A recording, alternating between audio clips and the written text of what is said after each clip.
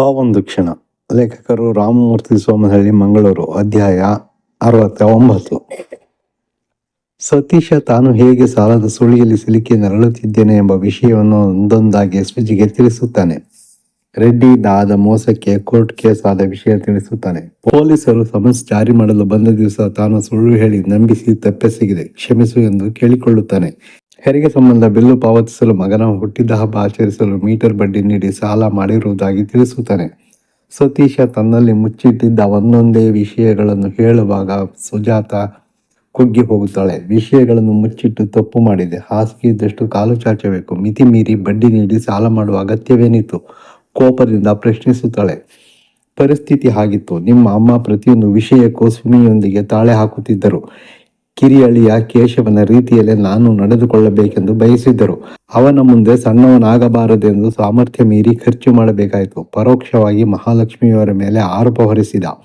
ಅಮ್ಮನ ಹೆಸರನ್ನು ಅನಗತ್ಯವಾಗಿ ಎಳೆದು ತರುತ್ತಿದ್ದಾನೆಂದು ಭಾವಿಸಿ ಸತೀಶನ ಮೇಲೆ ಕೋಪಗೊಂಡಳು. ನಿನ್ನ ಪ್ರತಿಷ್ಠೆಗಾಗಿ ಸಾಮರ್ಥ್ಯ ಮೀರಿ ಖರ್ಚು ಮಾಡಿ ಅಮ್ಮನ ಮೇಲೆ ಗೂಬೆ ಕೂರಿಸಬೇಡ. ನಿನ್ನ ಪರಿಸ್ಥಿತಿ ವಿವರಿಸಿ ಹೇಳಿದರೆ ಅಮ್ಮ ಯಾವುದಕ್ಕೂ ಮೂಗು ತೋರಿಸುತ್ತಿರಲಿಲ್ಲ. ಕೊನೆ ಪಕ್ಷ ನನ್ನ ಹತ್ತಿರ ಹೇಳಬಹುದಿತ್ತು. ನಿನ್ನ ಸಂಬಳದ ಬಗ್ಗೆ ಆಗಲಿ, ಸಮಸ್ಯೆ ಕುರಿತಾಗಲಿ ನನ್ನ ಹತ್ತಿರ ಯಾವತ್ತಾದರೂ ಹೇಳಿದೀಯಾ? ಪ್ರತಿಯೊಂದನ್ನು ಗುಟ್ಟಾಗಿಟ್ಟು ನನ್ನ ಮತ್ತು ಮಗನ ಮೇಲೆ ತಲೆ ಚಪ್ಪಡಿ ಎಳೆದು ಬಿಟ್ಟೆ. ಮಿತಿ ಮೀರಿ ಸಾಲ ಮಾಡಿ ಬೀದಿಗೆ ಬರೋ ಹಾಗೆ ಮಾಡಿದೀಯಾ? ನೀನೊಬ್ಬ ವಂಚಕ, ಮೋಸಗಾರ ಎಂದು ಮನಬಂದಂತೆ ಕೂಗಾಡಿ ಕಣ್ಣೀರು ಹಾಕಿದಳು. ಸತೀಶನಿಗೆ ತನ್ನ ತಪ್ಪುಗಳು ಒಂದೊಂದಾಗಿ ಅರ್ಥವಾಗುತ್ತಿತ್ತು. ತಾನೆಂದು ಸುಜಿಯೊಂದಿಗೆ ತನ್ನ ಸಂಬಳದ ವಿಷಯ ತಿಳಿಸಿರಲಿಲ್ಲ. ತಂಗಿ ಗಂಡನ ಮುಂದೆ ತಲೆ ಎತ್ತಿ ಓಡಾಡಬೇಕು, ತನಗೆ ಬರುವ ಸಂಬಳ ಗೊತ್ತಾದರೆ ಅಗೌರವ ತೋರಿಸಬಹುದೆಂದು ಸಂಬಳದ ವಿಷಯವನ್ನು ಮುಂದಿಟ್ಟು ಕಷ್ಟಗಳನ್ನು ಸಂಬಂಧಿಕರ ಮುಂದೆ ತೋಡಿಕೊಂಡಿರಲಿಲ್ಲ. ಅಕೌಂಟ್ಸ್ ವಿಭಾಗದಲ್ಲಿ ಕೆಲಸ ಮಾಡುತ್ತಿದ್ದು ನೆಮ್ಮದಿಯಾಗಿದ್ದೇನೆ ಎಂದು ಹೇಳಿಕೊಂಡಿದ್ದ. ಸುಮಿ ಕೇಶವ ಬಂದಾಗ ಪ್ರತಿಷ್ಠೆ ಕಾಪಾಡಿಕೊಳ್ಳಲು ಶಕ್ತಿ ಮೀರಿ ಖರ್ಚು ಮಾಡುತ್ತಿದ್ದ. ಸುಮಿ ಕೇಶವ ಏನಾದರೂ ಉಡುಗೊರೆ ನೀಡಿದರೆ ಪ್ರತಿಯಾಗಿ ಅವರಿಗೂ ದುಬಾರಿ ಬೆಲೆ ಉಡುಗೊರೆ ನೀಡುತ್ತಿದ್ದ. ಸಂಬಂಧಿಕರಿಗೆ ತಮ್ಮ ಸಮಸ್ಯೆಗಳು ಗೊತ್ತಾದರೆ ಕೀಳಾಗಿ ನೋಡುತ್ತಾರೆಂಬ ಭಯ. ಯಾರ ಬಳಿಯೂ ಏನನ್ನೂ ಹೇಳಿಕೊಳ್ಳಲು ಇಷ್ಟಪಡುತ್ತಿರಲಿಲ್ಲ. ಎಷ್ಟೋ ಸಾರಿ ಸುಜಿ ಎಚ್ಚರಿಸಿದಳು. ಹಾಸಿಗೆ ಇದ್ದಷ್ಟು ಕಾಲು ಚಾಚು. ಸುಮಿ ಗಂಡ ಇಂಜಿನಿಯರ್, ಅವರಿಗೆ ಕೈ ತುಂಬ ಸಂಬಳ ಬರುತ್ತೆ. ನಮ್ಮ ಇತಿಮಿತಿಗಳನ್ನು ಅರಿತು ಖರ್ಚು ಮಾಡು, ಹೀಗೆ ಹಲವಾರು ಬಾರಿ ಸಲಹೆ ನೀಡಿದಳು. ನೀನೇನು ಹೆದರಬೇಡ, ನನಗೂ ಜವಾಬ್ದಾರಿ ಇದೆ, ನಮ್ಮ ಮರ್ಯಾದೆ ಕಾಪಾಡಿಕೊಳ್ಳುವುದು ಮುಖ್ಯ ಎಂದು ಬಾಯಿ ಮುಚ್ಚಿಸಿದ್ದ.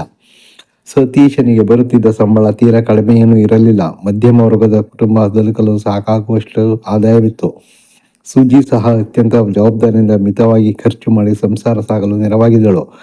ಭಗವತಿ ಸಹಕಾರ ಬ್ಯಾಂಕ್ ಸಾಲದ ಕಂತು ಪಾವತಿಸಲು ಮೀಟರ್ ಬಡ್ಡಿ ವ್ಯವಹಾರದಲ್ಲಿ ಸಿಲುಕಿ ಸಂಕಷ್ಟಕ್ಕೆ ಸಿಲುಕಿದ್ದ. ಸಂಬಳದ ಹಣದಲ್ಲಿ ಹೆಚ್ಚಿನ ಪಾಲು ಬಡ್ಡಿ ಪಾವತಿಸಲು ಖರ್ಚಾಗುತ್ತಿತ್ತು. ಸಾಲದ ಸುಳಿಯಲ್ಲಿ ಸಿಲುಕಿದ್ದ ಸತೀಶನ ಜೀವನ ಬೀದಿಗೆ ಬರುವ ಪರಿಸ್ಥಿತಿಗೆ ತಲುಪಿತ್ತು. ದಿನ ಕಳೆದಂತೆ ಜೀವನ ನಡೆಸುವುದೇ ದುಸ್ತರವಾಗಿತ್ತು.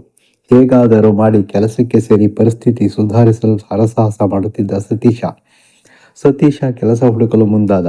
ಎಲ್ಲಿ ಹೋದರೂ ಅನುಭವ ಕೇಳುತ್ತಿದ್ದರು. ಈ ಹಿಂದೆ ಮಾಡಿದ ಕೆಲಸದ ಅನುಭವ ಹೇಳಿದರೆ ಅಲ್ಲೂ ಸಮಸ್ಯೆ ಆಗುತ್ತಿತ್ತು.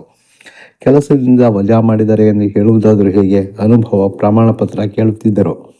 ಶ್ಯಾಮ್ ತುಂಬ ತುಂಟಾಟ ಮಾಡುತ್ತಿದ್ದ. ಈಗ 2.5 ವರ್ಷ ಅರಳು ಹುರಿದಂತೆ ಅವನದೇ ಭಾಷೆಯಲ್ಲಿ ಮಾತಾಡುತ್ತಿದ್ದ. ಕೈಗೆ ಸಿಕ್ಕ ವಸ್ತುಗಳನ್ನು ತೆಗೆದುಕೊಂಡು ಆಡುತ್ತಿದ್ದ, ಎಲ್ಲೆಂದರಲ್ಲಿ ಬಿಸಾಡುತ್ತಿದ್ದ. ಮನೆ ಭರ್ತಿ ಆತನ ಆಟದ ಸಾಮಾನುಗಳು ಚೆಲ್ಲಾಪಿಲ್ಲಿಯಾಗಿ ಬಿದ್ದಿರುತ್ತಿದ್ದವು. ಅವುಗಳನ್ನು ಜೋಡಿಸಿಡುವುದೇ ಕಷ್ಟವಾಗುತ್ತಿತ್ತು. ಸತೀಶ ಕೆಲಸ ಕಳೆದುಕೊಂಡು 3 ತಿಂಗಳಾಗಿತ್ತು. ಅವ್ಯವಹಾರದ ಹಣವನ್ನು ತಿಂಗಳೊಳಗೆ ಹಿಂದಿರುಗಿಸಬೇಕೆಂದು ಬಾಸ್ ಎಚ್ಚರಿಸಿದ್ದರು. ಕೈಯಲ್ಲಿ ಹಣವಿರಲಿಲ್ಲ. ಸತೀಶ ಯೋಚಿಸುತ್ತಾ ಕುಳಿತ. ರಾಯರು ಉಸಿರು ಬಿಡುವ ಸಮಯದಲ್ಲಿ ಮುಂದೆ ಹುಟ್ಟುವ ಮಗುವಿನ ವಿದ್ಯಾಭ್ಯಾಸಕ್ಕಾಗಿ ಅನುಕೂಲವಾಗಂತೆ ಹಣ ನೀಡಿದ್ದರು. ಸುಜಿ ಸತೀಶ 9ಕ್ಕೆ ಬಂದು 2 ಖಾತೆ ತೆರೆದು ಸುಜಿ ಹೆಸರಿನಲ್ಲಿ 10,000 ಮತ್ತು ಸತೀಶನ ಹೆಸರಿನಲ್ಲಿ 10,000 ನಿರಕುಠೇವಣಿ ಇಟ್ಟಿದ್ದರು. ಭಗವತಿ ಸಹಕಾರ ಬ್ಯಾಂಕ್ ಸಾಲದ ಬಗ್ಗೆ ಸಮನ್ಸ್ ಬಂದಾಗ ಮನೆ ಜಪ್ತಿ ಮಾಡುವುದನ್ನು ತಪ್ಪಿಸಿಕೊಳ್ಳಲು ಸತೀಶ ತನ್ನ ಹೆಸರಿನ ನಿರಕುಠೇವಣಿಯನ್ನು ಅವಧಿ ಪೂರ್ವದಲ್ಲೇ ತೆಗೆದು ಬ್ಯಾಂಕ್ ಸಾಲದ ಕಂತು ಪಾವತಿಸಿದ. ಈ ವಿಷಯವನ್ನು ಸಹ ಸುಜಿಯಿಂದ ಮುಚ್ಚಿಟ್ಟಿದ್ದ. ಅವ್ಯವಹಾರದ ಆರೋಪದ ಹಣ ಪಾವತಿಸಲು ಸತೀಶನ ಬಳಿ ಬೇರೆ ಮಾರ್ಗ ಇರಲಿಲ್ಲ. ಸುಜಿ ಹೆಸರಿನಲ್ಲಿರುವ ನಿರಕುಠೇವಣಿಯನ್ನು ಅವಧಿ ಪೂರ್ವದಲ್ಲೇ ತೆಗೆದು ತೀರಿಸಲು ಯೋಚಿಸಿದ. ಆದರೆ ತಾಂತ್ರಿಕ ಸಮಸ್ಯೆ ಕಾಡಿತು. ಸುಜಿಯ ಸಹಿ ಇಲ್ಲದ ಕಾರಣ ಹಣ ಪಡೆಯುವುದಾದರೂ ಹೇಗೆ? ಸೂಕ್ತ ಸಮಯ ಬಂದಾಗ ಸುಜಿಯನ್ನು ಒಲಿಸಿ ಕಂಪನಿಗೆ ಹಣ ಪಾವತಿಸಲು ಯೋಚಿಸಿದ. ಸುಜಿ ಶಾಲೆಗೆ ಹೊರಡಲು ಬಾಗಿಲ ಬಳಿ ಬಂದಾಗ ಅವಳಿಗೆ ಆಶ್ಚರ್ಯ ಕಾದಿತು. ಪೊಲೀಸ್ ನಿಂತಿದ್ದರು. ಅವರನ್ನು ನೋಡಿ ಹೆದರಿಕೆ ಆಯಿತು. ಸತೀಶನ್ನು ಹುಡುಕಿಕೊಂಡು ಬಂದಿರಬಹುದೆಂಬ ಅನುಮಾನ ಬಂದಿತು. ಅವರನ್ನೇ ನೋಡುತ್ತಾ ನಿಂತಳು. ಸುಜಿಯನ್ನು ನೋಡಿದ ಪೊಲೀಸರು ಕೇಳಿದರು, ಇದು ಸತೀಶ ಅವರ ಮನೆ ಅಲ್ವಾ? ಅವರೆಲ್ಲಿದ್ದಾರೆ? ಅವರು ಪ್ರಶ್ನೆ ಕೇಳುತ್ತಿದ್ದಂತೆ ಅವಳ ಅನುಮಾನಕ್ಕೆ ಉತ್ತರ ಸಿಕ್ಕಿತು. ಸಾವರಿಸಿಕೊಂಡು ಕೇಳಿದಳು, ಹೌದು, ಯಾಕೆ, ಏನಾಗಬೇಕಿತ್ತು?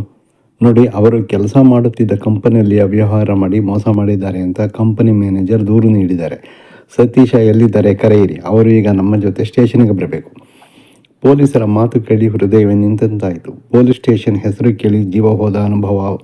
ಮಾತು ಬಾರದೆ ಗರಬಡಿದವಳಂತೆ ನಿಂತು ಬಿಟ್ಟಳು. ಹೀಗೆ ಮಾತಾಡದೆ ನಿಂತರೆ ಹೇಗೆ? ಎಲ್ಲಿದ್ದಾರೆ, ಕರೆಯಿರಿ, ನಮಗೆ ಟೈಮ್ ಇಲ್ಲ, ಅವಸರಪಡಿಸಿದರು. ಸತೀಶ ಮನೆಯಲ್ಲಿ ಇರಲಿಲ್ಲ. ಬೇಗ ತಿಂಡಿ ತಿಂದು ಕೆಲಸ ಹುಡುಕಲು ಹೋಗಿದ್ದ. ಅವರು ಮನೆಯಲ್ಲಿಲ್ಲ, ಹೊರಗೆ ಹೋಗಿದ್ದಾರೆ. ಬರೋದು ಮಧ್ಯಾಹ್ನ ಆಗುತ್ತೆ, ತಡಬರಿಸುತ್ತಾ ಹೇಳಿದಳು. ಸುಜಾತ ಹೆದರಿದ್ದಾಳೆಂದು ಪೊಲೀಸರಿಗೆ ಗೊತ್ತಾಯಿತು. ಸ್ವಲ್ಪ ಮಾತಿನ ದಾಟಿ ಬದಲಾಯಿಸಿ, ನೋಡಿ ಮಾ, ನಿಮ್ಮನ್ನು ನೋಡಿದರೆ ಮರ್ಯಾದಸ್ಥ ರೀತಿ ಕಾಣ್ತೀರಿ. ನಿಮಗೆ ಸ್ಟೇಷನ್ನು, ಕೋರ್ಟು ಎಲ್ಲ ಬೇಕಾ? 10,000 ಪೇಮೆಂಟ್ ಮಾಡಿ ಕೈ ತೊಳ್ಕೊಳ್ಳೋದಲ್ವಾ? ಅವರಿಗೆ ಏನು ಹೇಳುವುದೆಂದು ತಿಳಿದಿಲ್ಲ. ಸರಿ, ಅವರಿಗೆ ಹೇಳ್ತೀನಿ ಎಂದಳು ಸುಜಾತ. ಹೇಳೋದು ಅಷ್ಟೇ ಅಲ್ಲ, ಸ್ಟೇಷನ್ಗೆ ಬಂದು ಸಾಹೇಬ್ರನ್ನ ಕಂಡು ಮಾತಾಡಬೇಕು. ನಮ್ಮ ಎಸ್ಐ ಮೊದಲಿಷ್ಟಿಟ್ಟು ಹೆದರಿಸಿದರು ಬಂದಿದ್ದ ಪೊಲೀಸರು. ಆಯ್ತು, ಹೇಳ್ತೀನಿ ಎಂದಳು. ಸರಿ ಎಂದು ಮತ್ತೆ ಎಚ್ಚರಿಕೆ ನೀಡಿ ಹೊರಟು ಹೋದರು. ಶ್ಯಾಮ್ ಅಮ್ಮನ ಸೆರಗು ಹಿಡಿದು ಪೊಲೀಸರನ್ನೇ ನೋಡುತ್ತಿದ್ದ. ಪೊಲೀಸರು ಹೋಗುತ್ತಿದ್ದ ಹಾಗೆ ಅಮ್ಮನ ಸೀರೆ ಸೆರಗು ಎಳೆದು ಎತ್ತಿಕೊಳ್ಳುವಂತೆ ಹಠ ಮಾಡಿದ್ದ. ಅವರ ಏರು ಧ್ವನಿ ಕೇಳಿ ಶ್ಯಾಮ್ ಹೆದರಿಕೊಂಡಿದ್ದ. ಶ್ಯಾಮ್ನನ್ನು ಎತ್ತಿಕೊಂಡು ಒಳಗೆ ಬಂದಳು.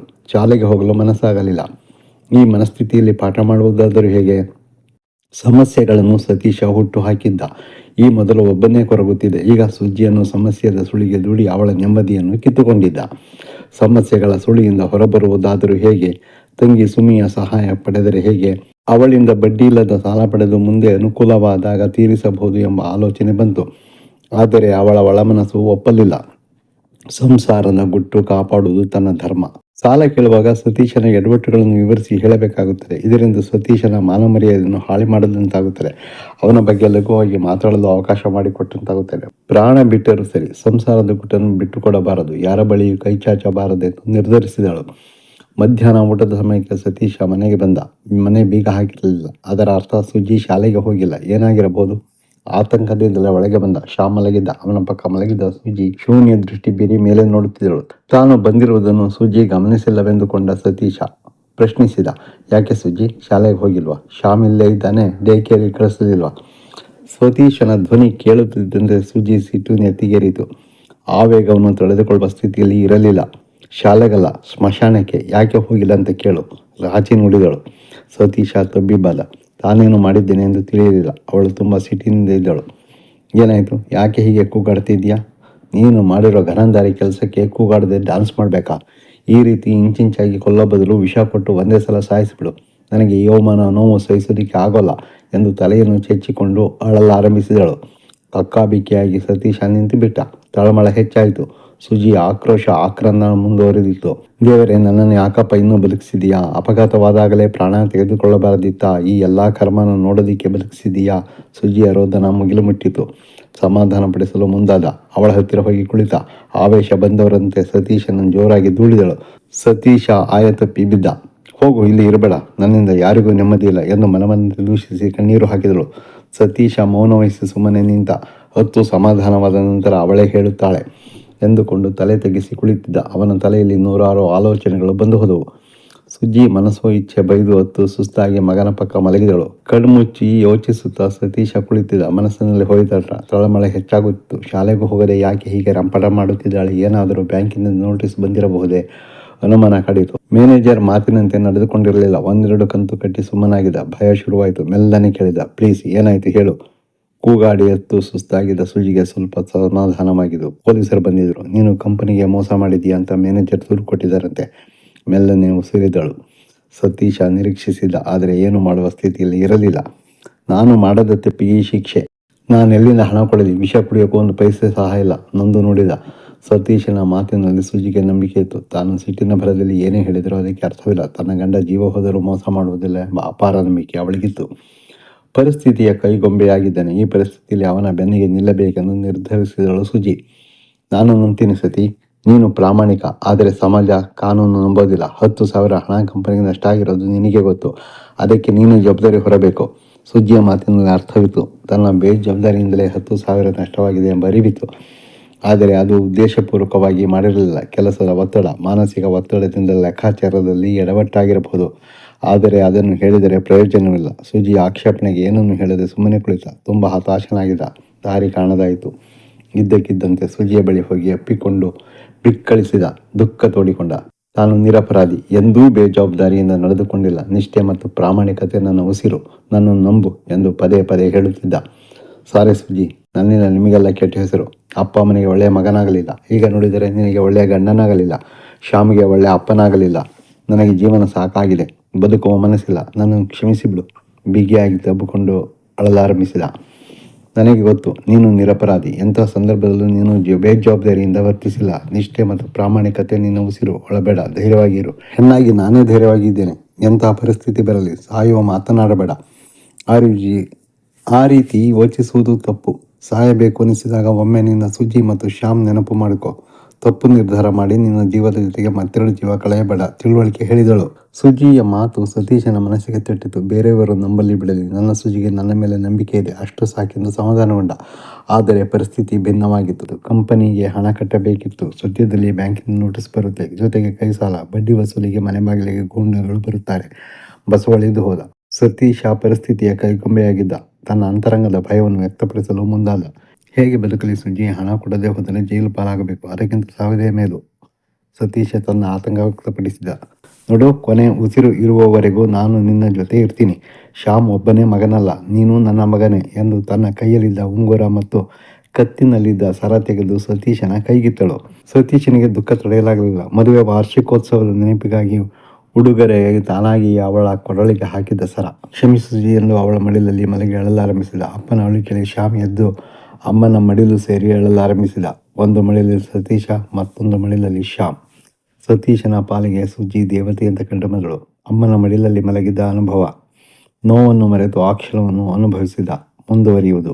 ಆಡಿಯೋ ಕೇಳಿ ಅಭಿಪ್ರಾಯ ತಿಳಿಸಿ, ಶೇರ್ ಮಾಡಿ ಮತ್ತು ಈ ಚಾನಲನ್ನು ಸಬ್ಸ್ಕ್ರೈಬ್ ಮಾಡಿಕೊಳ್ಳದಿದ್ದಲ್ಲಿ ದಯವಿಟ್ಟು ಸಬ್ಸ್ಕ್ರೈಬ್ ಮಾಡಿಕೊಳ್ಳಿ. ಕಾದಂಬರಿಯನ್ನು ಓದಲು ಪುಸ್ತಕ ಬೇಕಾಗಿದ್ದಲ್ಲಿ Saraswati paradise Mysuru, mobile number 944480377762 ಇವರನ್ನು ಸಂಪರ್ಕಿಸಿ. ಧನ್ಯವಾದಗಳು.